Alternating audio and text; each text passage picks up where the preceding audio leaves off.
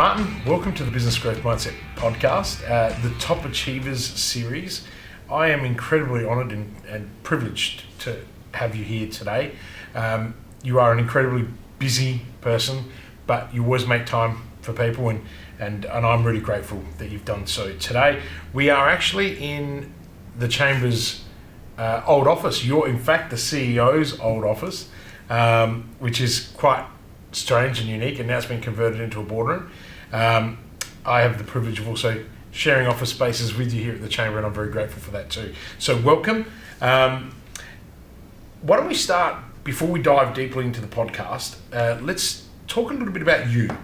You've had an amazing life, and I'd like our listeners to just learn a little bit more about who is Martin Haese, and then we can talk about, I guess, where you are at now as the CEO of Business SA, also known as the Chamber of Commerce. So take us away.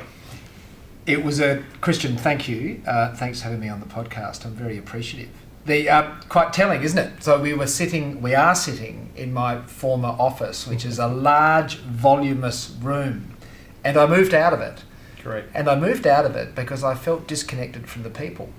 So the vast majority of my team, as you know, are on the other side of the building. Correct. And I felt like I was working in the boondocks.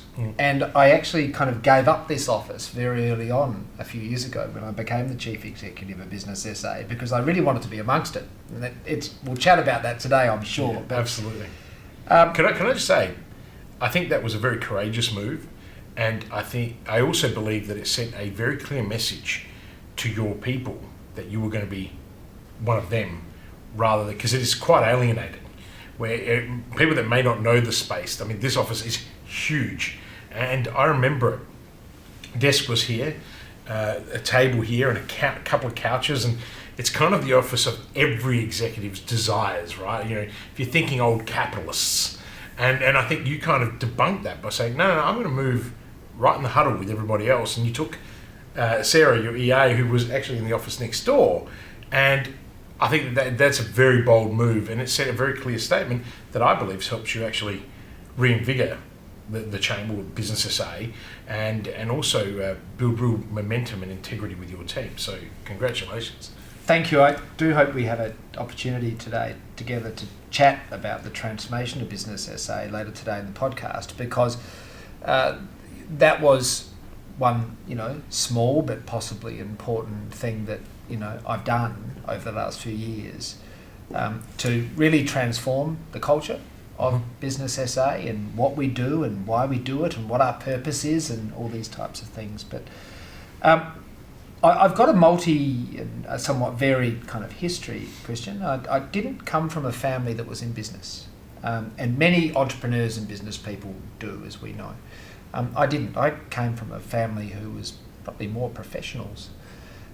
My father was a lawyer, and he later became a judge, but he passed away very, very young. So I had a very kind of young wake-up call at the age of 20 that kind of the father figure was gone, and I just had to get on with it. So, and I was at university at that time, and I completely lost my kind of bearings for a while there and dropped out of university and got a job. And I worked in real estate. I'd kind of secured a real estate license along the way. But in my early years, I was in my 20s. I was selling real estate for some years. But I must say it taught me a lot. And it taught me a lot about people. So I had all these life lessons relatively young. And I then went on to become a retailer. And the retailers never left me, I must say. I take this retail philosophy towards everything that I do, because if you can't work with people, it's very difficult to work in business. And it doesn't matter if you're even a pure technologist. You've still got to rely on others to help you realise your vision, whatever your vision may be. And it was my retail grounding, which I did for about 17 years, which has really taught me that. And I've carried those lessons with me every step of the way. Why don't we talk a little bit more about your retail journey? I mean, there are going to be people on the show that know who you are. I've had the privilege of knowing you for a very long time. We actually met because of our entrepreneurial endeavours many, many years ago. And then we've uncovered that by my future marriage, our families have been interconnected for a lifetime, and so I've got some really cool stories that I've heard of your mum and dad and Wick and Rosie's, that's Lucy's grandparents, and also the history. And I think that's the wonderful thing about Adelaide.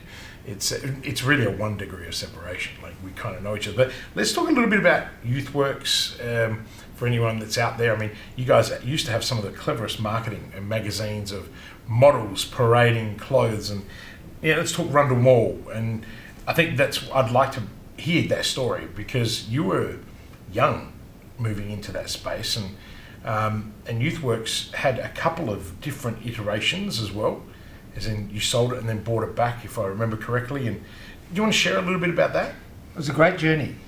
My retail days started before YouthWorks. Is that my first retail venture was actually in the Brickworks markets in Torrensville in South Australia, which at that point in time was a Friday, Saturday, Sunday market. It was a weekend market. And I cut my teeth in a relatively lower risk environment at the Brickworks market for a number of years, and I built up this little shop and then sold it. And what were you selling? I was selling giftware. Right. So it was a giftware store that did a whole range of things, including shoe repairs, including engraving, and did a whole range of things. So I really learnt the trade of being a retailer right at the coalface. I was working during the week, Monday to Friday, and I was at my little shop on the weekend. So, and that was a good thing to do. I must say that for me, that was a very good thing to do. I then set up YouthWorks in 1993, and the first store was actually in a place called Regent Arcade, off Rundel Mall, which is the main shopping drag in Adelaide, of course. And it was a streetwear store. Now, that doesn't sound kind of revolutionary in itself, but then it was. So at that point in time, the market was characterised by surfwear stores, menswear stores, and department stores. And this whole kind of streetwear, clubwear type of category didn't really even exist in the market. So we invented something entirely new. And the first 6 months were tough going because I didn't have the formula right, and I didn't have a lot of reserves behind me. So I had to be very, very quick in terms of reinventing that business so that it kind of met the needs of the market. And it was an emerging market, and there was no rule book. So we were just learning every step of the way, every day. But once we found our feet, we kind of found our formula. And once we found the formula, it really did grow. And that little business, I think, turned over about $1 million in its first year.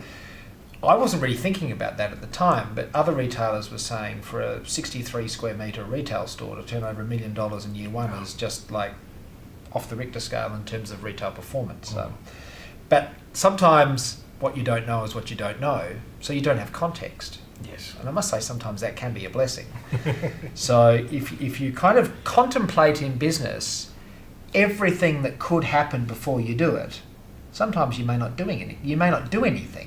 You may be frozen by the risk or all the permutations of how it could play out. So I was just blindly naive, but incredibly enthusiastic, and very hardworking. So we made it work, and that was a real life lesson, I think. But it grew, and then it moved to the largest store in Rundel Mall, and then kind of over the next kind of 12 years, it actually rolled out to 18 stores across Adelaide and Melbourne. And then we went into manufacturing. Then you had the shoe brand too, didn't you? And we did. We had 5 Soul Shoes stores. That's it, Soul Shoes. Of which we had 2 of those in Adelaide, 3 of those in Melbourne. And we had about 250 employees at one point in time. Wow. We were manufacturing also. We were about a third vertical, meaning we were kind of manufacturing a third of what we were selling through our own brands and our own local designers. And we were manufacturing in Australia, Indonesia, China and India. So I was travelling a lot, and we were wholesaling. So it really quickly became a relatively sophisticated business. I think we got up towards about $30 million turnover before we sold out. That's amazing. That's amazing in that space. Now, you sold it the first time round. What made you reacquire it? I'll explain why we sold it the first time. Okay. It was a really interesting journey because I was a sole director, sole shareholder for many, many years. I kind of through good advice of the organisation we were both involved in, at that point in time, the Young Entrepreneurs Organisation, I thought, right, I've got to set up a board because this business is scaling faster than, what I'm, my knowledge, my experience. Every step I was going beyond my comfort zone, every single time. And I've never been there before. So I lived out of my comfort zone. And that's another lesson. Yes. I've always lived out of my comfort zone. I've never gone back into it. And I'm a strong believer in that if you kind of just use the visual analogy of your comfort zone, which is a circle which surrounds you, Mm-hmm. when you step beyond it, what do? You expand it. Yeah. When you step beyond it again, what do? You expand it. And practically, I just think that means we can deal with more stuff, because Absolutely. more things come your way and you're a lot calmer, you're a lot more insightful when you've got the experience on how to deal with it too. So I'm a big believer of, if you're living within your comfort zone, you're either not pushing yourself hard enough, or someone else is not pushing you hard enough, or you're not realising your potential. You got to feel a bit uncomfortable. I'm a big believer in that. And absolutely, and I love saying that we need to become comfortable with being uncomfortable. So I love that, and I think anyone listening, that is a brilliant lesson, because if you're not uncomfortable, you're not growing. That's really the true essence of it. So if you're not pushing yourself to fall into that outer layer, as you put, that circle, and expanding that circle. I love the way you just put that, because so many people spend their life being complacent. And then they're always wondering, why is it that so-and-so is doing so much better than me? Well, so-and-so is stepping out of that circle, taking not necessarily silly risks, but measured risks, calculated risks. And as entrepreneurs, we have certainly learnt that, and I've had my fair share of failures. So let's just recap. You set up a board, right? I set up a board with some very, very experienced people. So one of the people on my board had owned a publicly listed 440 store retail chain across Australia, New Zealand and Southeast Asia, and a very sophisticated business. And I thought, that's what I need. There's nothing that I'm going to do that this person hasn't already experienced. So I set up a board of about 4 people, and I kind of had the pluck very early on when I met this individual at a function in Melbourne to say, I'd love you to join my board. Now, it took me 12 months to deliver that outcome, but he ultimately agreed and added an incredible amount of horsepower to the organisation in terms of experience. And we grew. We really did go into a protracted period of growth as a result of good strategy and good execution of that strategy. But if I look back on the YouthWorks days, the most tangible, powerful, valuable commodity we had was not our products. It was our culture. Had an extraordinary culture. You actually did. I mean, it was just an extraordinary culture. I knew people that worked for you. I was a customer. My friends were customers, and it was really, really good to see. It was the vibrancy, but the level of care that people had, and it was all about customer service. And I tell you now, it's interesting, and we're going to talk about the transformation that businesses say at some point. You really have never come out of retail, because your focus is always your people. Your focus is, when I say your people, you treat your customers like they're your people. They are your people. You look at a stakeholder approach to everything. I watch you now walking the corridors here, and the way you engage with your board at Business SA and all your executive team. Let's give Slammer a plug just for the hell of it. You manage those people, but you don't manage them, you lead them, and you give them the freedom to do what they need to do. But then I watch your engagement even at the latest lunch that we had, which was 350 people. It was phenomenal, with Minister Spears speaking as well. You can carry that room because you care about the people in that room. So just let's touch on how you developed the culture at YouthWorks, and I guess how you've been able to carry that through all the way to Business SA? Before I do that, I will answer your first question, and I apologise that I haven't, Christian. I thought you were just trying to not answer. No, because I just love to chat. I love to chat. Yeah, I know. That's what we're here to do. We built the business up, and we actually received an unsolicited offer from a publicly listed company who were a very large, again, multinational retail group. And I think I was kind of 39 years of age at that point in time, and I kind of thought, I'm only warming up. This is too, I've got lots more to do here. We can't be selling this business.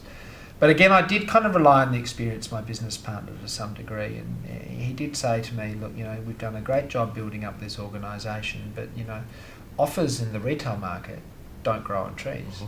And you've only got often limited kind of opportunities for some form of trade sale or exit strategy and so forth. And, cold hard reality is that we hadn't really been spending a lot of time contemplating an exit strategy. So I probably broke one of the golden rules of entrepreneurship, is that I did not start with the end in mind. Yeah.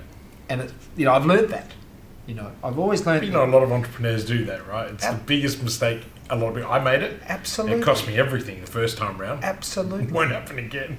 And it's really interesting. It's kind of, and it can get complicated because you kind of think, hold on, well, what about the purpose of the organisation? Well, that's separate again. The purpose of the organisation is not you. Mm-hmm. The organisation can have a very, very strong purpose and go on over the years and over the decades and do amazing things. And you might be credited with starting it, growing it, scaling it, or playing a role in that. Mm-hmm. But, and it's very hard sometimes for entrepreneurs to differentiate between themselves and their organisation because they see them being the one and the same thing. They identify with it. They do. And I did. Yeah. I did. I mean, I was just so vested. So did you sell or did you hold off? We did sell. To that offer? We did sell. Was it a number you were happy with? Yeah, it was. It was. Any regrets? It's interesting because it was the first time I'd ever sold a business. And I think to the party that acquired us, it was probably not an enormous transaction because they were a significant group. I think they had group annual turnover about $1 billion. And that was a lot in the early 2000s and still is a lot. But for us it was. Well, certainly not so much my business partner, I don't think, but for me it was. Mm-hmm. But it's interesting, when you do exit an enterprise, you've also got to foreshadow the exit costs. Mm-hmm.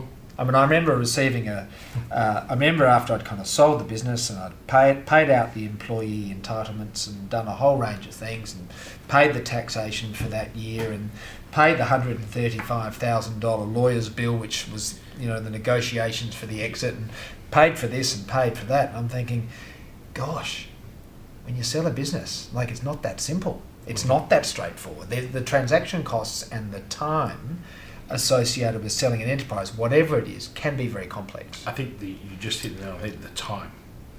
A lot of people, I've been involved in a few exits and particularly reverse mergers, and the investment of time is something that a lot of people don't measure, and the human capital that's required from within the organisations being involved. So at the end, really good advice there for anyone who is selling. Make sure that you actually understand the true cost of that sale. Now, obviously, at that size, there would have been a lot of cost because you had a publicly listed company with a sizable turnover. They always have 1,000 lawyers, right? And they want to make sure that all their ducks in a row. And so therefore, you have to also have your ducks in a row because otherwise you'll get burnt in the transaction. So you didn't have a long break before reacquiring. How many years was the gap between coming back and buying YouthWorks from the vendor? Probably 12 months. So the first thing I did, and interesting, another trap for young players is that especially if you've got a bricks and mortar business, is that of course if your name or your company name sits on the lease, and I had 19 of them, so I had 19 leases, 19 leasehold interests around Australia. Right, and you didn't remove yourself? They're not removed upon the transaction.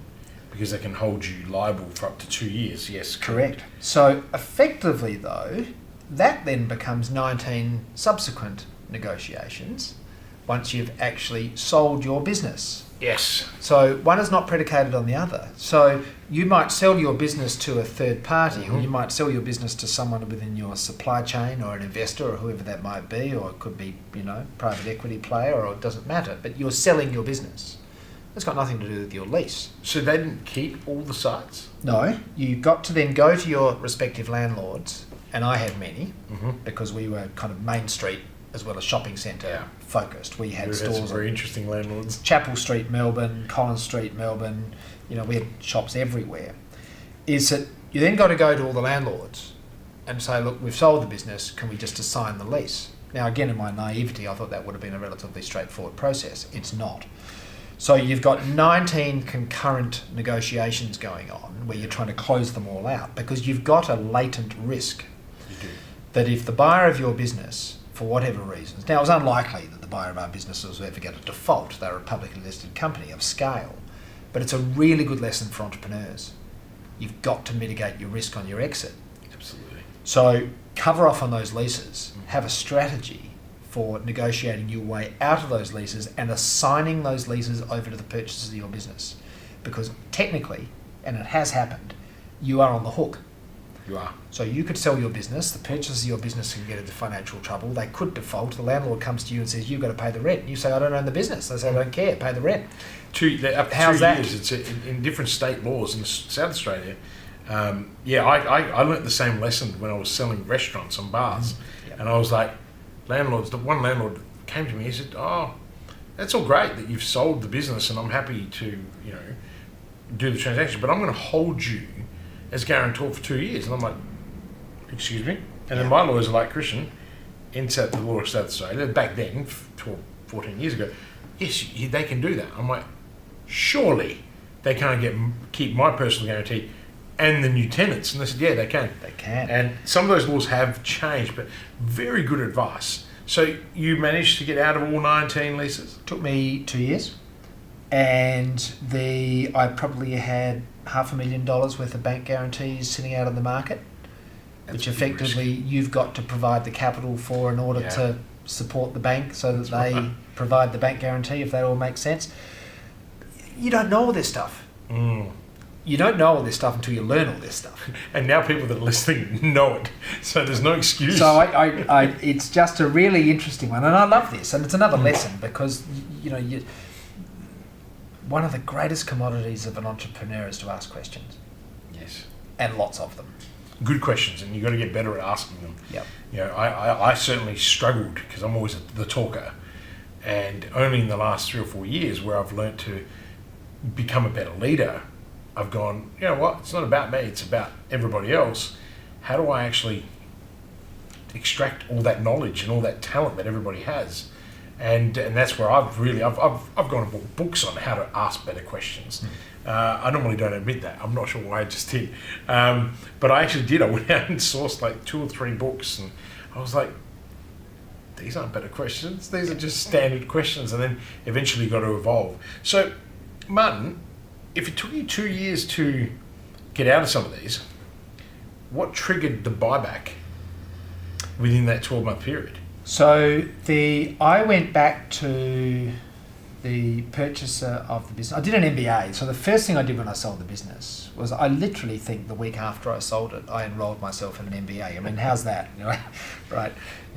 You've got all this time. I'm going to go and study. So, and it's really interesting because so many of my entrepreneurial mates said to me when I did my MBA, that'll be the end of you. And I said, what are you talking about? They said, you'll become too risk adverse if you do an MBA. And I must say I do disagree with that because I did it and I loved it. And it turned on parts of my brain which I didn't think it would. And what it taught me was interconnectivity. It really taught me interconnectivity. Can you elaborate on that, what you mean by that? Okay. I know what you mean, but So when you make a decision in finance, it's going to impact marketing. When you make a decision in marketing, it could impact upon logistics. When you make a distribution, if you make a decision on logistics and distribution, it could impact upon HR. If you make a decision on HR, it could impact legals. I really understood. at a much deeper level what I would call interconnectivity. Yeah. So nothing happens in isolation. As much as nothing happens in isolation. As much as we want it to, point. as much as we'd like it to, as much as we want to put things into neat little buckets, the world doesn't work that way. That's right. Right? And it's the gaps, it's the grey areas, it's all that kind of stuff, which is never that clear. But and it taught me that. Yes. And I must say, I was a bit nervous. Believe me, I hadn't studied anything for a long time. Did you finish uni before you No, went into see, business? I was in second year of a 3-year property degree. So yes, you would argue that you'd never really been to uni other than Yeah, and it was the a uni bar long in the time. first year, and then maybe a couple of lectures in the second. Correct. Yeah. And that's when my kind of father passed away, Mm. and I just kind of thought, right, got to get to work, Martin. And but it was good for me. It was kind of a sense of, well, I can do it.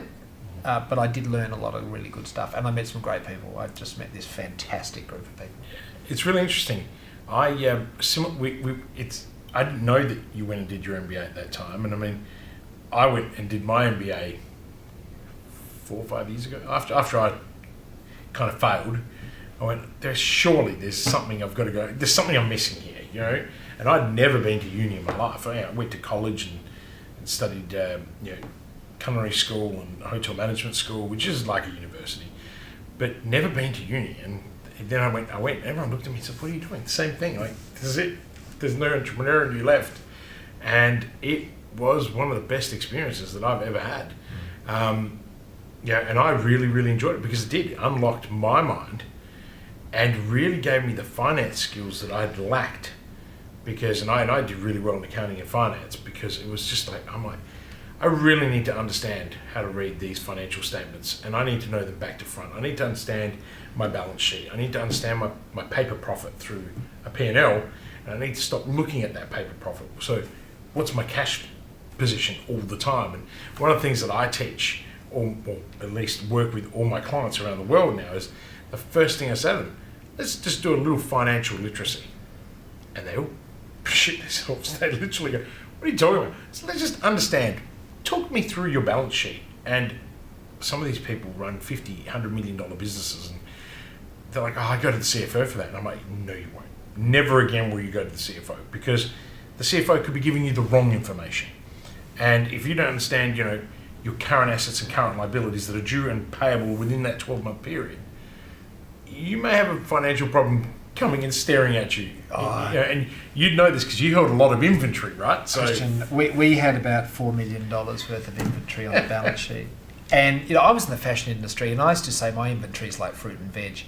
It's perishable. it is, because if it goes out of fashion. If it goes out of fashion, it's worthless.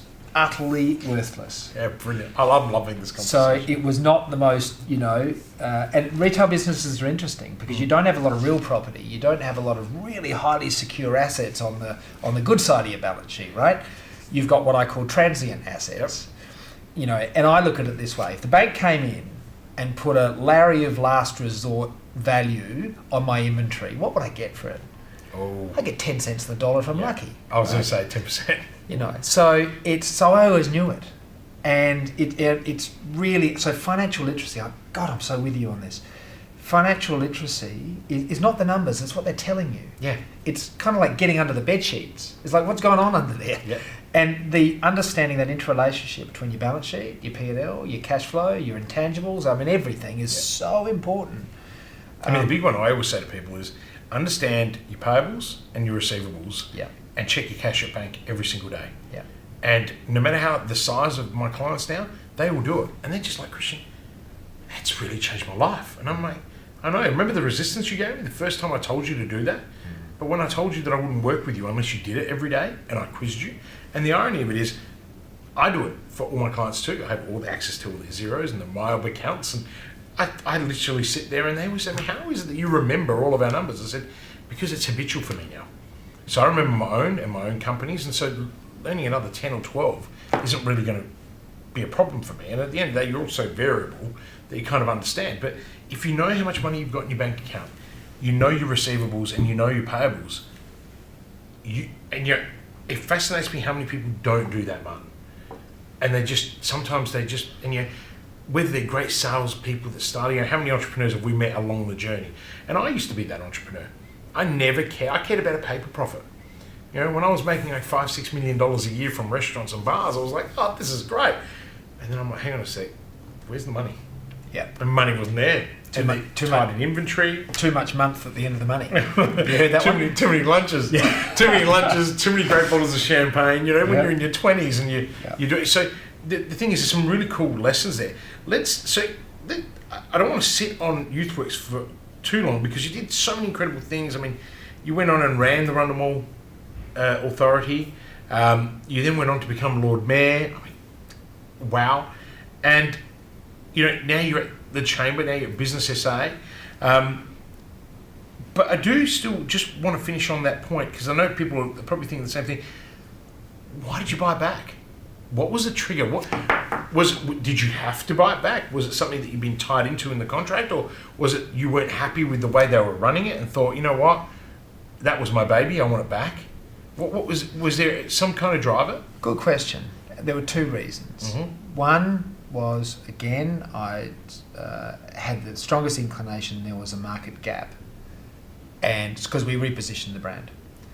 Secondly, on reacquisition or on reacquisition. Yeah, okay. Yeah, on reacquisition. Now, over that kind of 15-year journey, I must say, on YouthWorks Mark 1, is that we invented it 3 times, and this is the biggest fundamental lesson. What year was this? So I started that business in kind of early 1993. Yeah. And so I was still in high school. And I exited it in about 2006. Yeah, but the first exit? 2006. Oh, okay. And then the reacquisition was 2007? About 2008. Right, so yes. GFC? Yes, yeah. Oh, how did that work out? Yeah, tough. Yeah. So, that lesson about reinvention, to me, is just, oh gosh, it's like visceral. It's incredible. It impacts upon every fibre of my being. I learnt on YouthWorks Mark 1 that the best time to reinvent your business is exactly when you don't need to. When you're at the top. When you're at the top. Always reinvent it. I was hoping you were going to say that, yes. Right? Why? Because you got cash. Yep. Right? Many of us are in a position where we're forced to reinvent.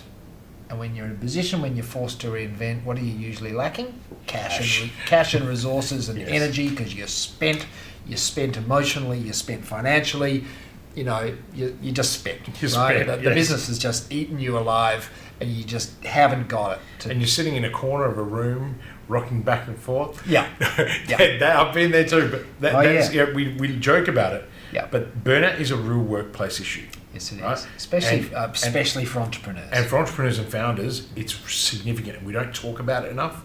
And it's something that really bothers me because, obviously, you know me well enough. I'm extremely vulnerable. I'll stand in the arena any day of the week.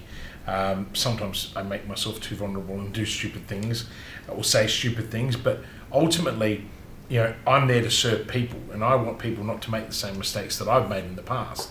And that's why I talk a lot about failure, and we'll talk about that afterwards.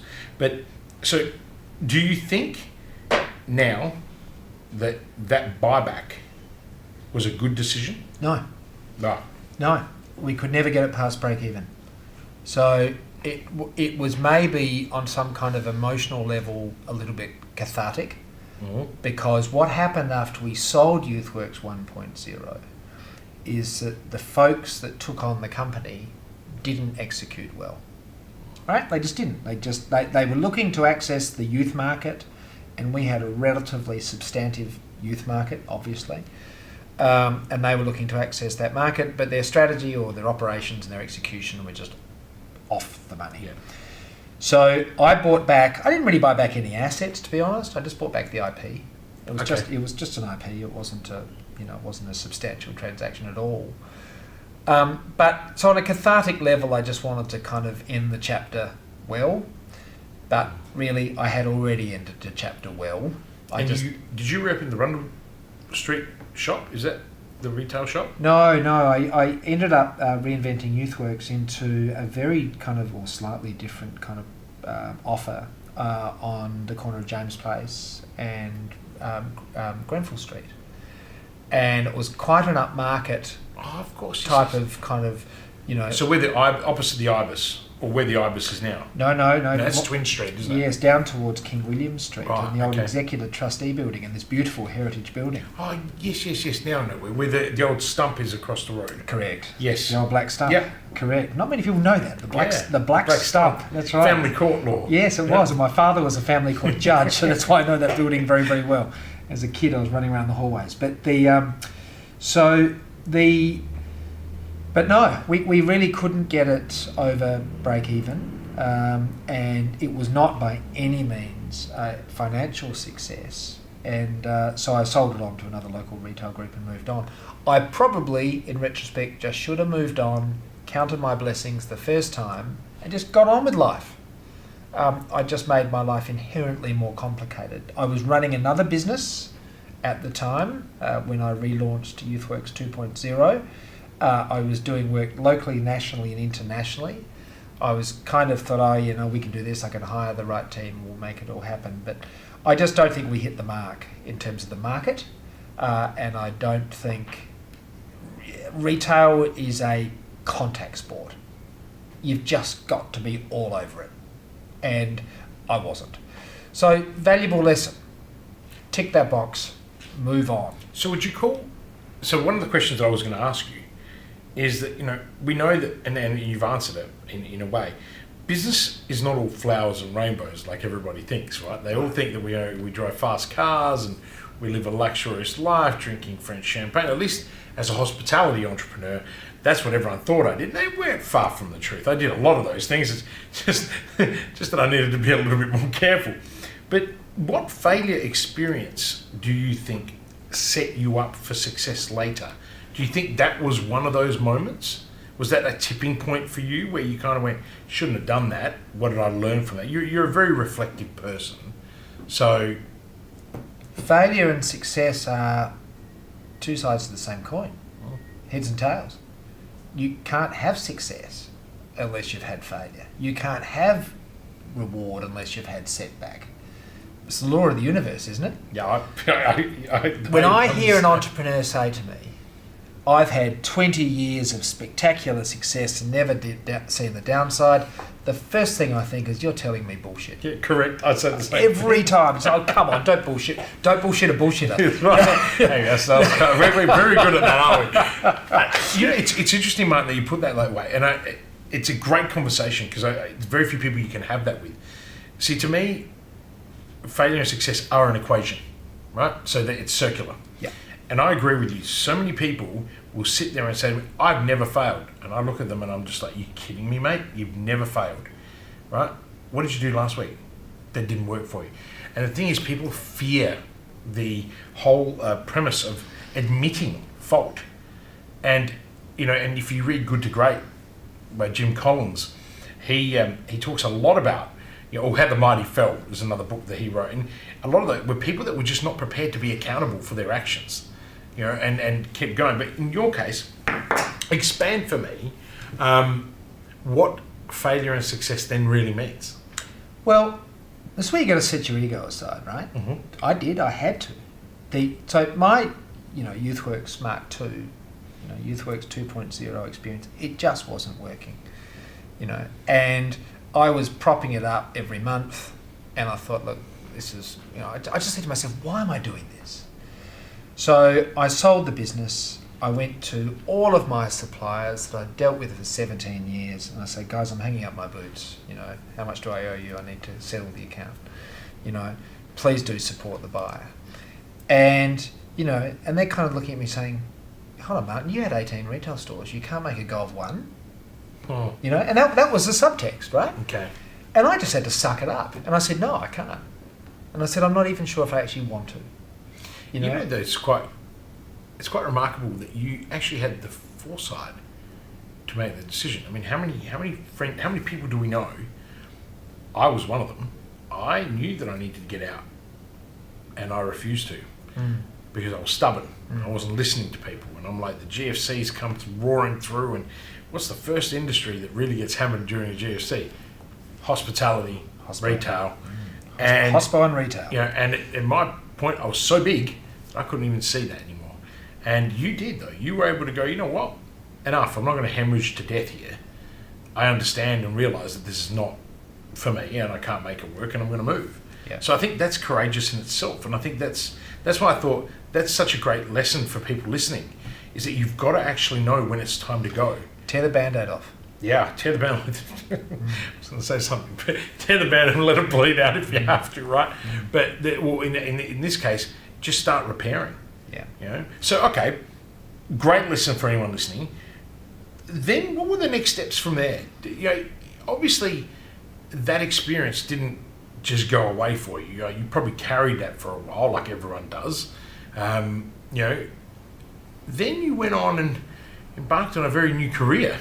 I did. I after doing that, I moved to Melbourne for a while. I just wanted a bit of a kind of a scene change, and then, but not long. I don't know, a year or something. Moved back to Adelaide, and got married. So I got married quite late. Genevieve. Mm-hmm. And You're a very lucky man. And I must say, my greatest blessing, and an entrepreneur.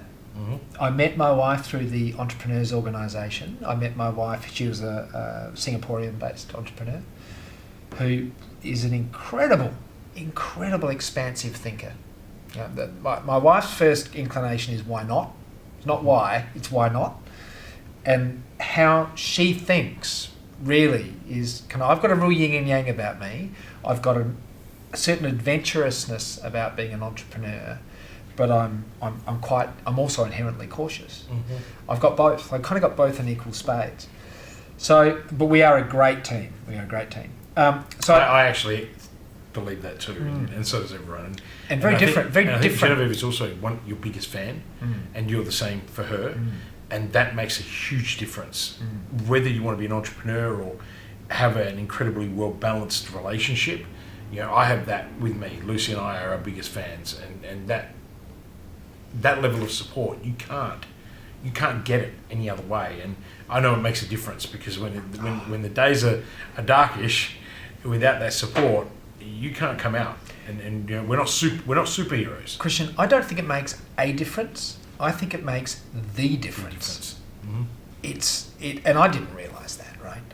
I certainly do now. It makes the difference. I think you're a student of people. Yeah. Right?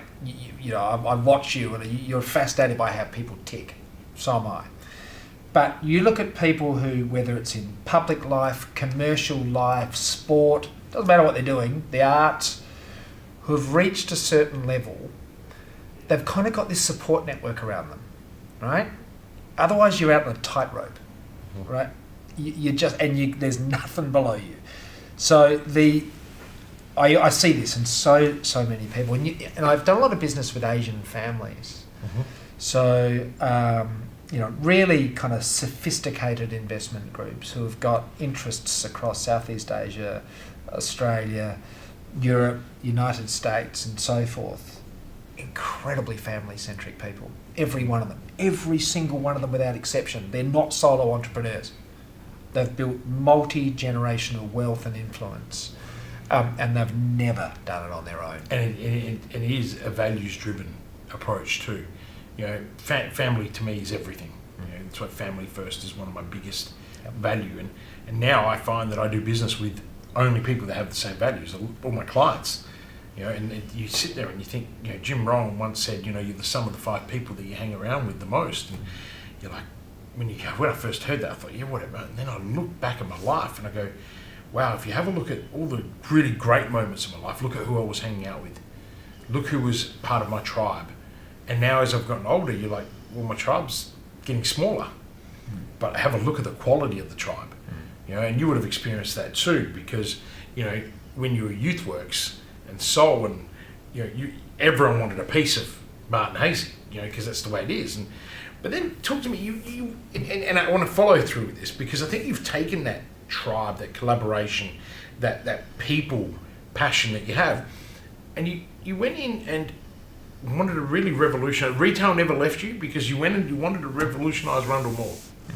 Correct? I did. Yeah. How were we there for? Almost 4 years. Yeah. I was on the board of Rundel Mall from probably 2008, just a couple of years, it wasn't long. And then I became its general manager. And it was what's called a semi-autonomous subsidiary of local government. So of the Adelaide City Council. Adelaide City Council. And it was all about change. Well, it was all about engaging the community and then changing the environs. And there are 700 retailers on that city block. There's probably about 120 property owners. There's 20 million shoppers that go there every year. It's the busiest place in South Australia by way of foot traffic. But it had flatlined in so many ways, and it kind of needed in a true positive sense, it needed a disruption. So we built a whole strategy around Rundel Mall, which included raising the funds for a substantial upgrade of their built form. And that's important, that was really important. But engaging the retail community and getting them kind of focused on a common goal of excellence was really, really important. And building a sense of community, because it is a shopping centre, but it's not a shopping centre, so to speak. And it was a very disunified community, and we needed to just bring everyone together and get some kind of a common sense. Because you had some really big success. Well, I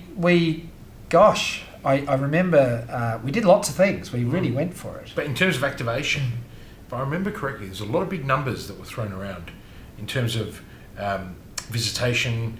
You did a lot of deals with the Adelaide City Council at the time to try and actually bring people back into the city, because the city, or Rundel Mall in particular, had really struggled for a long time. It had. And I mean, you knew firsthand because you'd been on the strip, but do you recall some of those numbers? Yeah. We secured public holiday trading through an amendment to the Shop Hours Trading Act, where it became a designated tourist precinct, not dissimilar to Glenelg. And I always thought, well, it's the heart of the city. It does need to reflect a sense of vibrancy for when guests come in from interstate and overseas, and it can't be closed. So we actually were able to negotiate with both sides of Parliament many years ago a change to the Act. Now that was worth $80 million a year in terms of retail sales just to that strip. We raised $30 million from the Adelaide City Council for an upgrade of the public realm, which is the mall itself, and that's why it looks a lot better than what it did. The whole kind of infrastructure, the substrate was actually collapsing, and people's basements were leaking water, and there were a whole lot of good engineering reasons why that needed to be done, other than the aesthetics, which it was looking tired, it needed to look sharp. But we did a lot of work in terms of retailer attraction. So, bringing the likes of, I think the first international tenant we got in was Nespresso. And we thought, yippee. Just on the corner of Gordon Place and Rundel Mall, right? Correct. That shop on the corner. Correct. But we kind of then ultimately got H&M and a whole range of other ones, whereby we needed to differentiate the precinct with some retailers who would be there and potentially nowhere else. We did lots of kind of, really good collaborative deals. I remember one of them was the Sunday trading was really kind of lagging. So, and I remember the occupancy rate in the city car parks on Sundays was running around 28%. And I went to City Council. I said, well, what about if I get that to 80%? Right? And they said, how'd you do that? Well, I said, look, you're charging the same rate on Sunday car parking as what you would on a Thursday when the place is full of office workers and everything else. I said, let's do a deal and give me 12 months and I'll back it in with marketing and comms. So we did a $6 flat rate all day car parking deal on Sundays, and we moved the occupancy rate from 28% to about 88%. Wow. It completely transformed the fortunes of the retail community on Sundays, where they're paying double time on penalty rates with their wages. So they loved it, right? And a lot of them were beginning to close on Sundays because the trade just wasn't there for them. So we turned around Sunday trading. We got the place upgraded. We secured public holiday trading. We engaged the retail community. We built a strategic plan with them, with their voice, and it was a really good time. It was great. And then Lord Mayor, and I'll never forget. I hadn't seen you for a couple of years. And you were walking briskly, and you walked straight into one of my premises, and we're like, "Oh my gosh, Martin, what are you doing? Christian, what are you doing?" I'm running for Lord Mayor, and it was like, okay. And you lost at least 25% of your body weight. You were walking, hitting the pavement. It was phenomenal to watch. And I mean, I was one of your biggest supporters, as I am today. And you ended up getting a nice put through. Your votes were good. By memory, was it 78 votes? Am I just plucking a number, or do I actually remember the number? After the redistributions, it ended up being a margin of 218 votes. Okay, so yeah, I was making up. Which is the same 3 digits as the last 3 digits of my telephone number. Oh, wow. How's that for a coincidence? That is coincidental. My mobile. It was meant to be. So, that was, gosh, talking about comfort zone. Changed everything. You ever want to walk way beyond your comfort zone, go into public life, because you are public property. Mm-hmm. And so, yeah, I did. I kind of was originally going to run as a councillor. Mm-hmm. I had a different thought several months out from the election, and I thought, well, look, I'm not going to die wondering. Everyone told me, Christian, you can't do that. I can't believe they told you that. And again, sometimes that kind of entrepreneurial trait of just being just a little bit naive, just a little bit ignorant is positive. It's positive. Most people tell you, that's terrible, you can't think like that. But if you had told me at the time, Martin, no one has ever gone straight from being an outsider to the Lord Mayor of Adelaide and not sat as a councillor before, right? You probably stop and think twice. So I'm kind of happy that no one actually ever told me that, because I had no idea. So I just ran straight for that role, and worked. Yeah, so I mean, I campaigned for 6 months, and you worked very hard. 7 days a week, and thought, well, you don't know the outcome. It's never a foregone conclusion, is it? So you just give it everything you got. So. And I got up, by a nose, and thought, well, I'm honoured and privileged to be here. I'm going to work, and then you got a lot of energy, because once you get in, that's when the work starts. That only gets you to the start line. Honestly, all that campaigning. You worked, not by just me saying it. Everyone says it. You worked very hard, and I think the reason why I say that, I don't think you've ever stopped working hard. That's kind of what's really coming through this brilliant story and this timeline. And I think I don't want to sit here and talk about all the wonderful things that were done at the council, because I think what you're doing now at the chamber probably plays what businesses say. I have a habit of calling it the chamber all the time. Good. I love that. I think it is the chamber, right? So a business say in the chamber. But is there 3 key takeaways that you could share with the audience about your time at council? Yes, there's many, but if I bring it down to 3 key takeaways, is that when you're in public life, you have to have what I call a servant's heart. You are there to serve, right? And if you're not, you're there for the wrong reasons, right? I must say, I'm not enamoured by career politicians, right? So I'm enamoured, and I will always support people. You always got to look at people's intent. Why are you doing what you're doing, right? And I brought a retailer's philosophy into Adelaide Town Hall. So I wanted to increase the level of kind of ratepayer service, because they were my clients, in Adelaide Town Hall, the responsiveness to the needs and wants of the community in the City of Adelaide. I wanted to run a relatively strong commercial agenda. I wanted to build the capacity of the city economy. I wanted to attract investment, and quite a number of the buildings which we've seen rise out of the ground in recent years are international connections through international trips that I made working with investment groups to bring them to Adelaide. And thirdly, keep your feet on the ground, because it's a job, right? And you can either do that job well, you can do that job badly. It's not all about you, right? It's all about other people. And keep your feet firmly on the ground, and it'll get, you'll get bruised along the way in those types of jobs, and you always do, but as long as you know that when you go in. But I must say, November 2014, when I started in the role, and I was there until November 2018, is that if I look back, even when I had a really bad day, I was having a great day.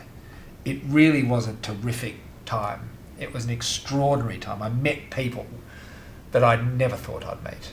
Yeah, I just met incredible artists, academics, entrepreneurs, premiers, prime ministers, presidents. You meet so many fascinating people locally, nationally, internationally, because of course when you're out of Adelaide, when you're moving in that role beyond your state borders, you're representing Adelaide, right? You're representing the wider interpretation of Adelaide. And you've got to do that judiciously. You've got to represent the brand of your city really well. So it was fascinating. It was great. It was all good. No, and it certainly, it felt like that. And as a ratepayer and a resident at the time in the city, I thought we were in excellent shape, which is nice. And then you surprised everyone. You started running for re-election, and then you got tapped on the shoulder or something happened, and you ended up at the Chamber, Business SA. Well, life lessons interrupt, and we've spoken about reinvention, and we've spoken about living beyond your comfort zone and all that stuff.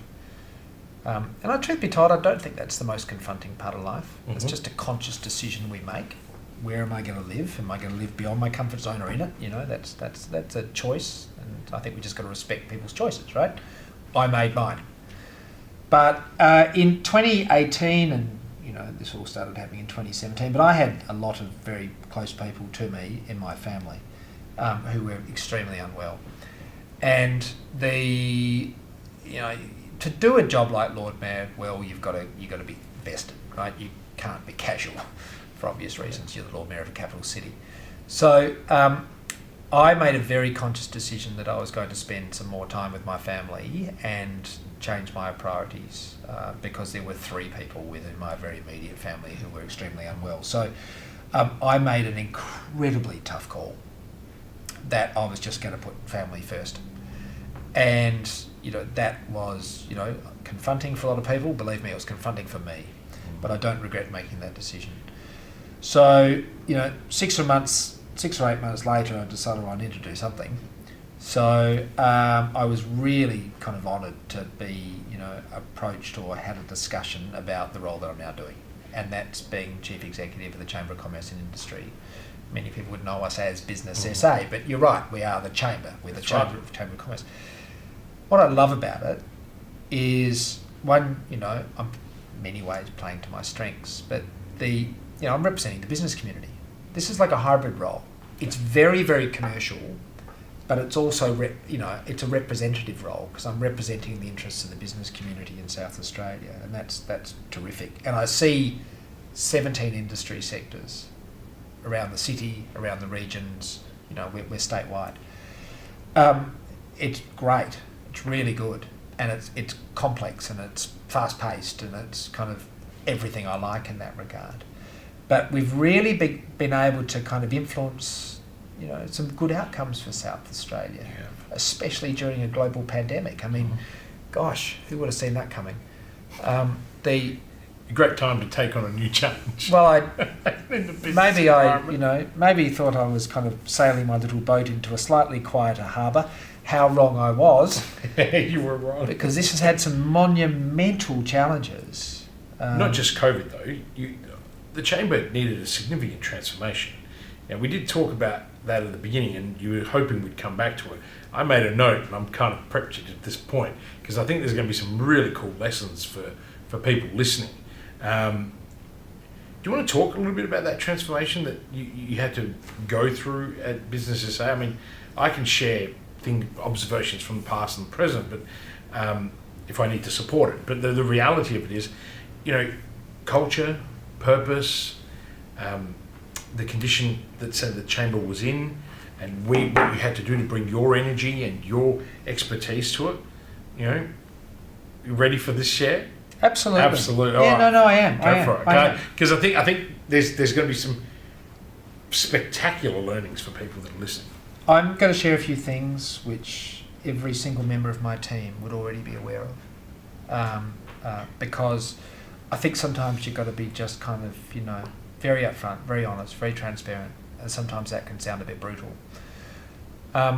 we're a not-for-profit organisation. We don't do what we do for the money, but being financially sustainable is a very different proposition. And I'm kind of the view that we're an organisation. So we're a Chamber of Commerce, we're a not-for-profit, we're a membership-driven organisation.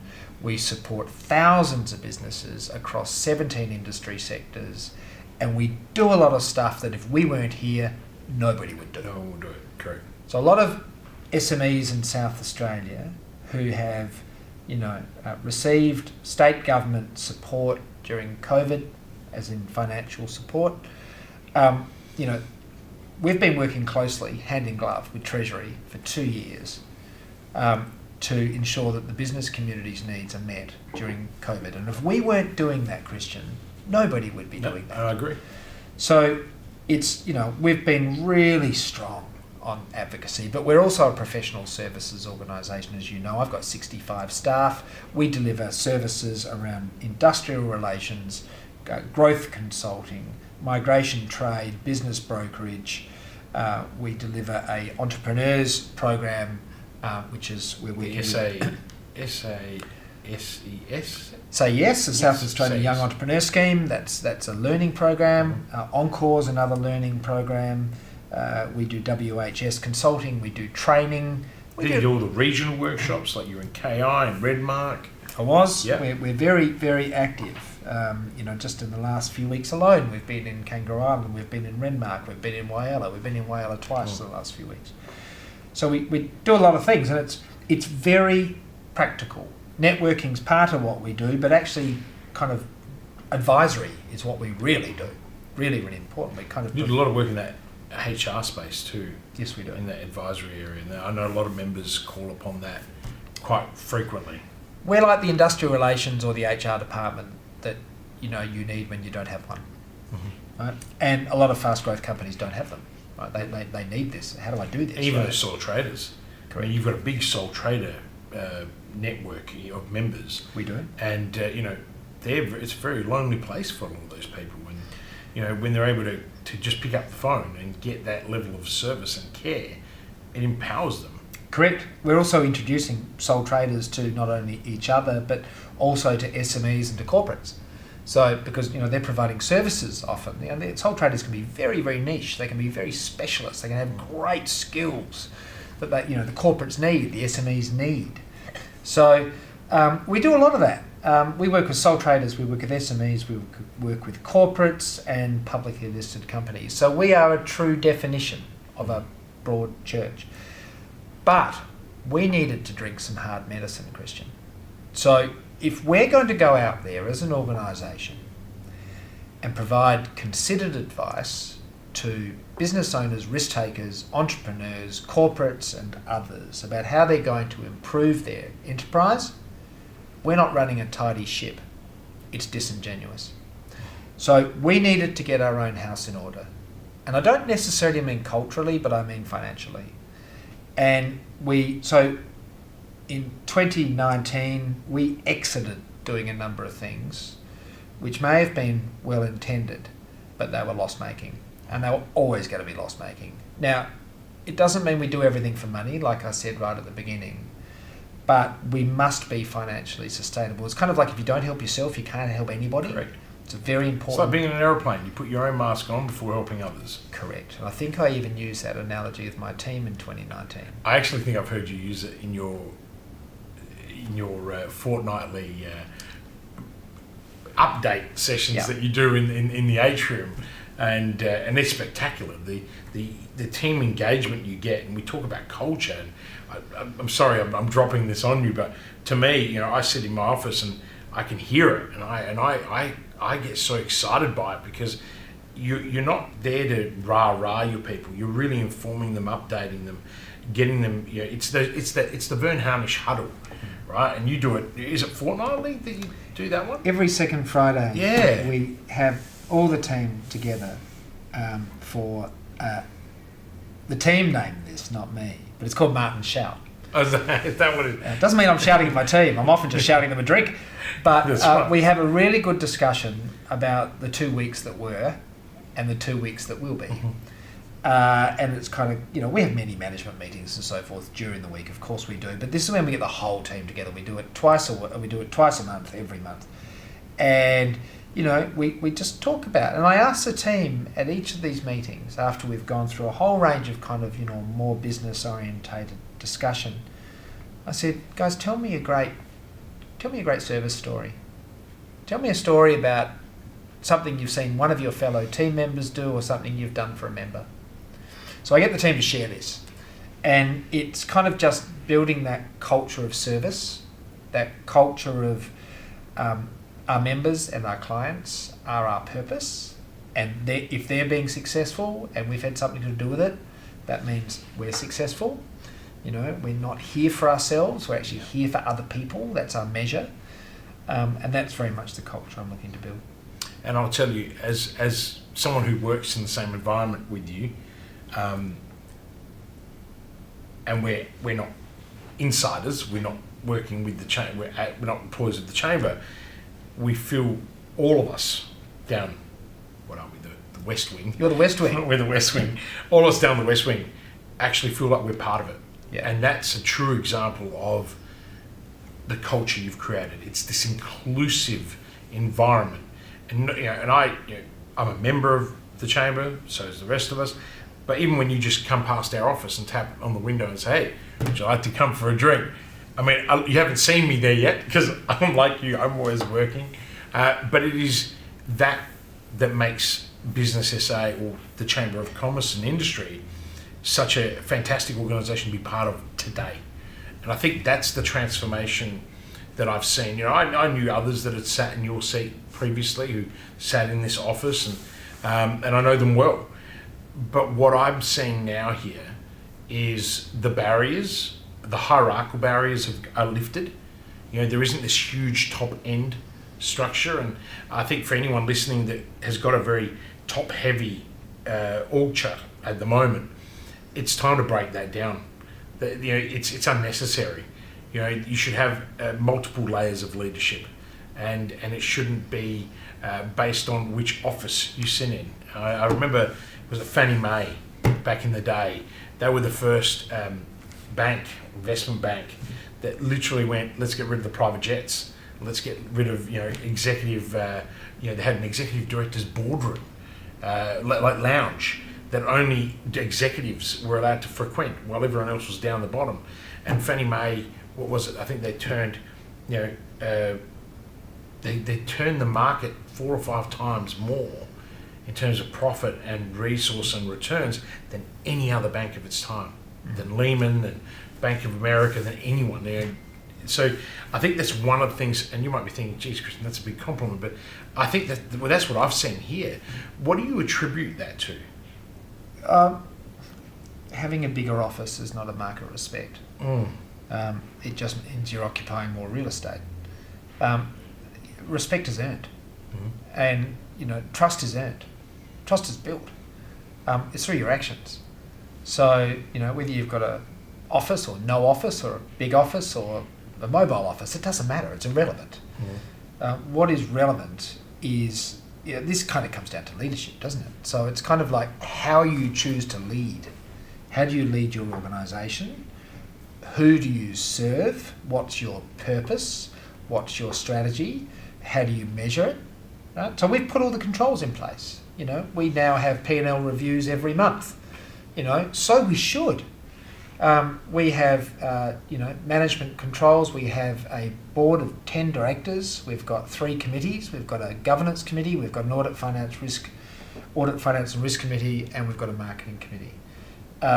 We've got a totally engaged board who do what they do on a volunteer basis for and on behalf of the business community in South Australia. That's just brilliant. I love it. And Nikki's a fantastic chair. Chair is Nikki Govan, who's a business owner. It's a lived experience for Nikki. This is not academic, it's not theoretical, it's real.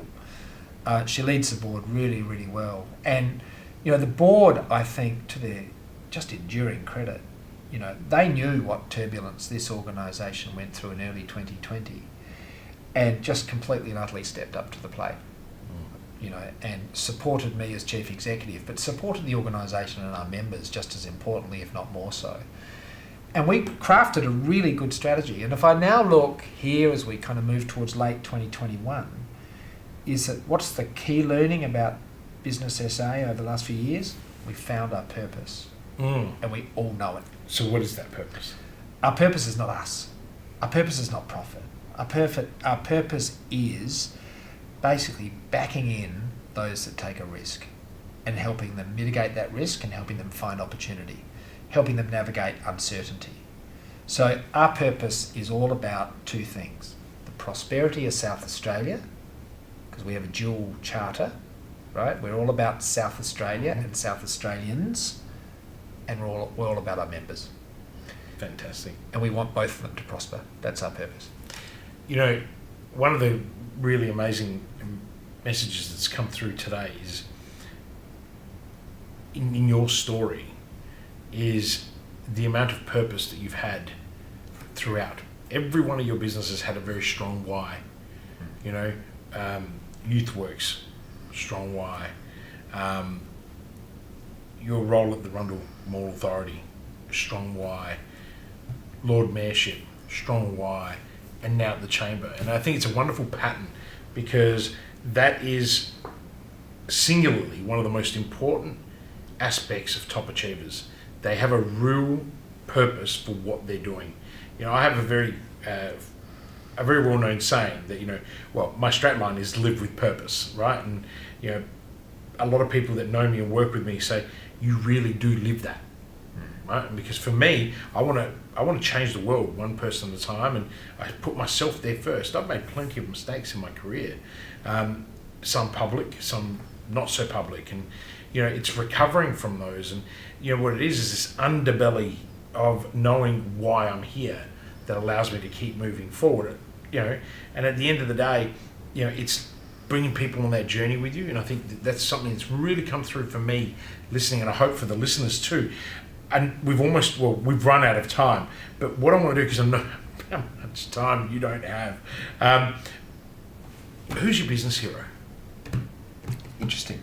I can't rest that mantle on the shoulders of one person. Mm-hmm. I'm happy to take multiple. Because I have many.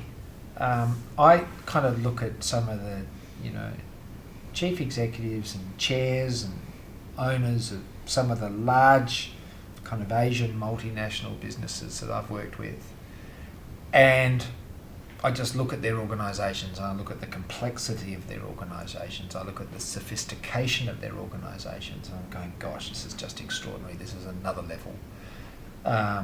And you know, I worked with a family a few years ago who own a Singaporean-based multinational group who are into real estate, mining, resources, you know, retail, hospitality, distribution, development. That's some serious diversification. Serious diversification. Wow. Which is... that brings a series of complexities in itself. But not uncommon in Asia, interestingly. Mm-hmm. I mean, you look at the Japanese conglomerates, and they are conglomerates. Mm. You know, the Japanese pioneered the whole notion of a conglomerate. We roll a little bit differently like that in, you know, US, UK, Australia and other markets. You know, we're kind of much more niche orientated. But they've got large, sophisticated organisations with, you know, significant employee bases, significant balance sheets, significant markets, you know, extraordinary. And I've learned a lot from these people about, you know, running sophisticated enterprises at scale with balance sheets, you know, in the billions. And, you know, it's interesting because they're not real different to you and I. You know, you can sit down and have a really, really good conversation, and you can walk away with learning so much. So there are certainly people in that category. But, you know, my mentors are, you know, the people you walk into in the shop on Only Road who makes you lunch. You know, you got to learn something from that person, mm-hmm. right? It's the person you sit down tonight when you go to your local restaurant and you say, what did you do? I love asking that. What did you do? You know, how long have you owned this restaurant? What did you do before you had this restaurant? You know, I was sitting in an Indian restaurant the other night, and we've got this little local Indian which we go to once a week. And was a chef in 5 countries for large international 4 Seasons hotels, you know.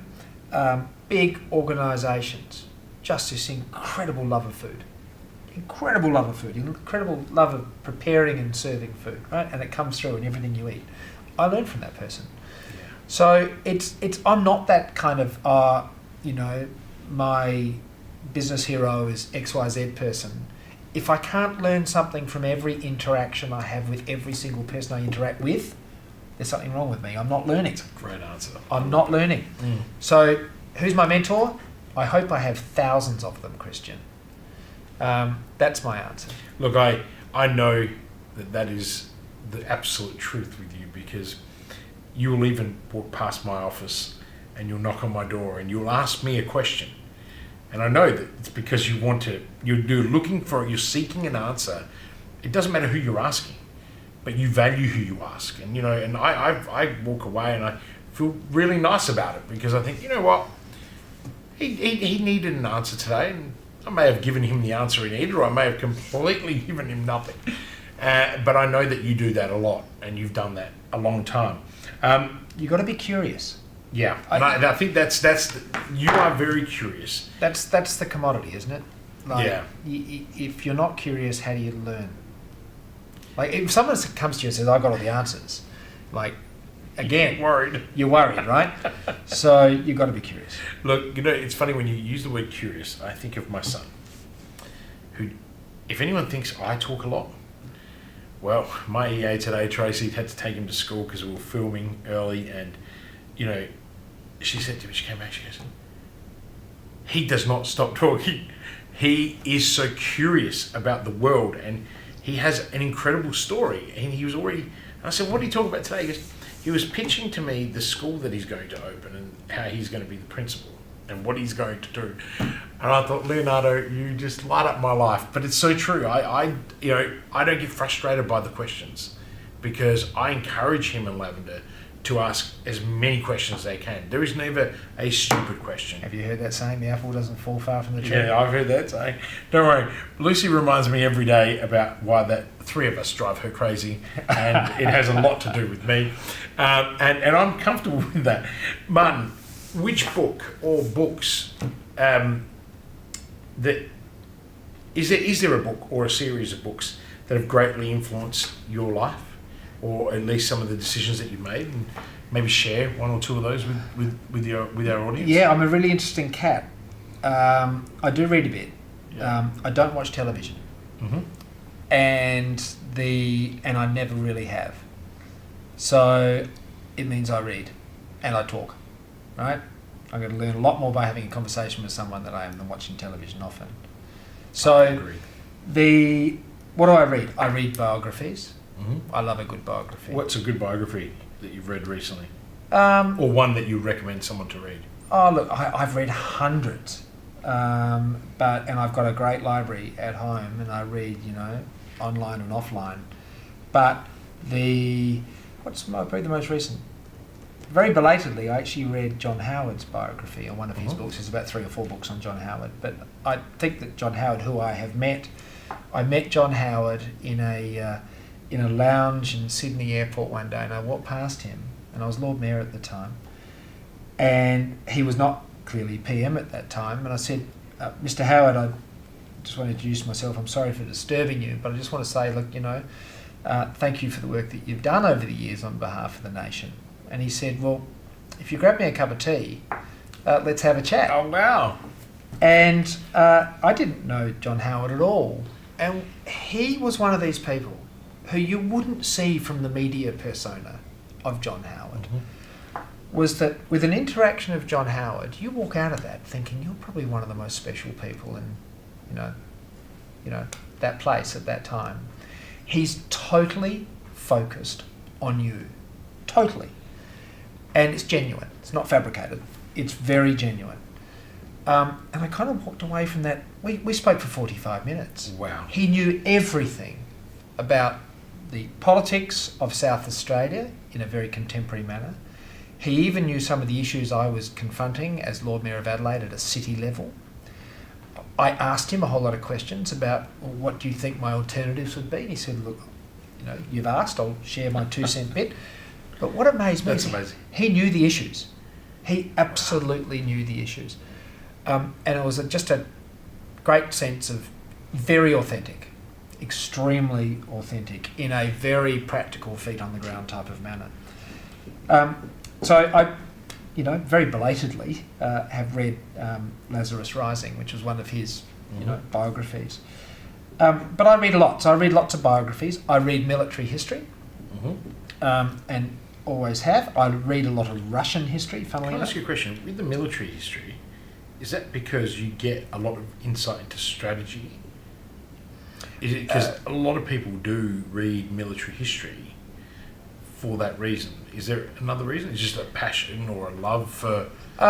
It's maybe not motivated by the want or the need to extract strategy, but you get it when you read it. I mean, I think one of the first things I read when I was very young was Sun Tzu.